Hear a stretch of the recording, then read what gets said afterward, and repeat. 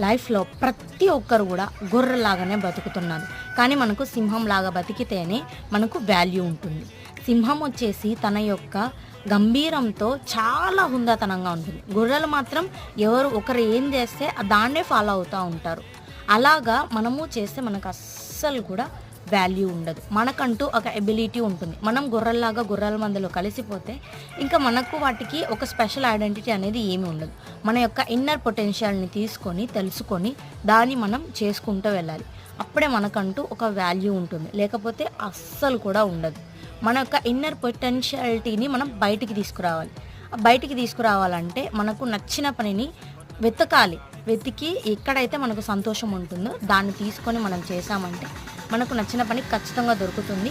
దాన్ని మాత్రం సిన్సియర్‌గా మనం చేసుకుంటూ వెళ్తే సక్సెస్ అనేది ఖచ్చితంగా ఉంటుంది. ఎప్పుడు కూడా సింహాల్లాగా ఉండండి.